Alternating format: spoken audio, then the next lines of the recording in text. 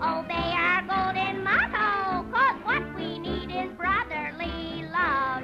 Are you listening, Popeye? Make every Tom and Dick and Otto. انہیں کون نہیں جانتا، یہ ہے پاپائے دا سیلر، ایک کارٹون کیریکٹر، مگر ٹی وی پر نمودار ہونے سے پہلے یہ اخبارات میں جلوہ گر ہو چکے تھے۔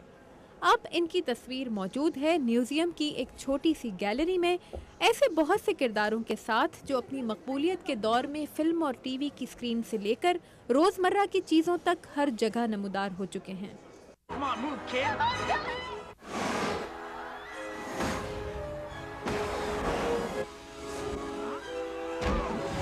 میڈیا کے ماہرین کے مطابق تصویروں کے ذریعے کہانی سنانے کا رواج قدیم مصر سے شروع ہوا۔ 18ویں صدی میں انگلینڈ اور 19ویں صدی میں جرمنی میں پہلی بار مزاحیہ تصاویر کے ذریعے سیاسی اور سماجی موضوعات پر ہلکی پھلکی چوٹ کا سلسلہ شروع ہوا۔ امریکی اخبارات میں کارٹون کردار 20ویں صدی کے آغاز پر شائع ہونا شروع ہوئے، جس میں غبارے کی مدد سے مکالمہ اور ٹوپی گرا کر حیرت کے اظہار کا طریقہ اختیار کیا گیا۔ یہ ہماری کامکس گیلری کا تعارف ہے۔ ہم اس گیلری میں بتا رہے ہیں کہ کامکس کا آغاز کیسے ہوا۔ سب سے پہلا کامک 1895 میں جوزف پولیٹزر کے اخبار نیو یارک ورلڈ کے کارٹون پینل میں شائع ہوا تھا۔ اسے ہوگنز ایلی کہا جاتا تھا۔ ہوگنز ایلی کا کردار ایک پیلی قمیض پہنے رہتا تھا۔ پیلے کپڑے پہنے یہ بچہ امریکہ کا سب سے مقبول مزاحیہ کارٹون تھا۔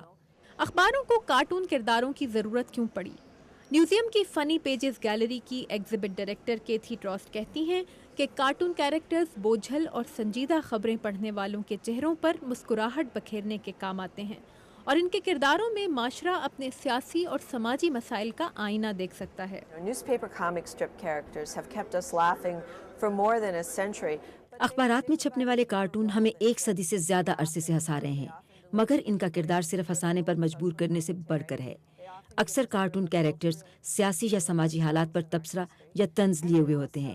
وہ اکثر ہمیں ہماری ثقافتی تاریخ سے متعارف کراتے ہیں، اور وہ ہمیں ہر روز وہ کامک ریلیف فراہم کرتے ہیں جس کی ہم سبھی کو ضرورت ہوتی ہے۔ میوزیم کی اس چھوٹی سی گیلری میں بلیک اینڈ وائٹ کارٹون کے دور سے لے کر سیاسی طنز والے ایڈیٹوریل کارٹونز مثلاً پوگو، ڈونزبیری، مہماتی کارٹون سیریز جیسے اسپائڈر مین، ٹارزن، بک راجرز، جبکہ خاندانی زندگی پر مبنی کامکس کے علاوہ لٹل آرفن اینی، گارفیلڈ اور پینٹ سمیت کئی مقبول عام کارٹون شامل کیے گئے ہیں۔ What gruel is this? Garfield, when do you say no to lasagna?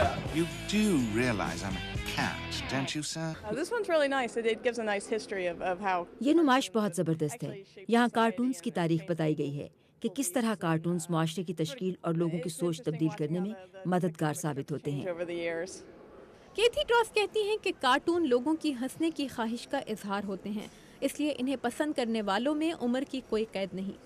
بعض کارٹون تو اخبارات کی سرکولیشن میں اضافے کا سبب بھی ہوتے ہیں، اس لیے اخبار کے لیے کارٹون کے موضوع کا انتخاب بے حد سوچ بچار کے بعد کیا جاتا ہے۔ آپ دیکھیں گے کہ اخبار کے کارٹون کا موضوع بہت غور و فکر اور بحث کے بعد چنا جاتا ہے۔ ہمیں ایک ایڈیٹر نے بتایا کہ قارئین جتنا اس چیز میں دلچسپی لیتے ہیں کہ اخبار کے صفحہ اول پر کون سی خبر چھاپی گئی ہے یا اخبار کون سے سیاسی امیدوار کی حمایت کر رہا ہے، اتنا ہی قارئین کے تبصرے ہمیں اس چیز پر سننے کو ملتے ہیں کہ اخبار کون سا کارٹون یا کامک شائع کر رہا ہے یا کون سا نیا کامک پرانی کامک کے بدلے میں شروع کیا جائے۔ کیتھی ٹروس کہتی ہیں کہ سیاسی موضوعات پر بنائے گئے کارٹونز کو بھی اتنی ہی اہمیت دی جاتی ہے جتنی کہ خود اس موضوع سے متعلق خبروں کو، لیکن وہ جو عالمی اور ملکی سیاست اور روزمرہ کے چھوٹے چھوٹے مسائل کو اپنے کارٹونز کا موضوع بناتے ہیں، کیا وہ کوئی عام سے فنکار ہوتے ہیں؟ کیا اخبار میں چھپنے والے کارٹون صحافت کی ہی ایک قسم نہیں؟ ہاں، شاید کچھ کارٹونز صحافت ہی کی ایک قسم ہوتے ہیں، جیسے کہ ایڈیٹوریل کارٹون، لیکن بہت سے کارٹونسٹ صرف آپ کو ہنسانا چاہتے ہیں۔ میرے خیال میں اخبار کی دنیا میں یہ بڑی زبردست آزادی ہے کہ اس کا کام صرف معلومات پہنچانا ہی نہیں بلکہ تفریح مہیا کرنا بھی ہے۔ مگر کیتھی ٹروس مانتی ہیں کہ کارٹونسٹ کی یہ آزادی وہاں ختم ہو جاتی ہے جہاں سے دوسرے کی آزادی شروع ہوتی ہے۔ تابندہ نعیم، اردو VOA، واشنگٹن۔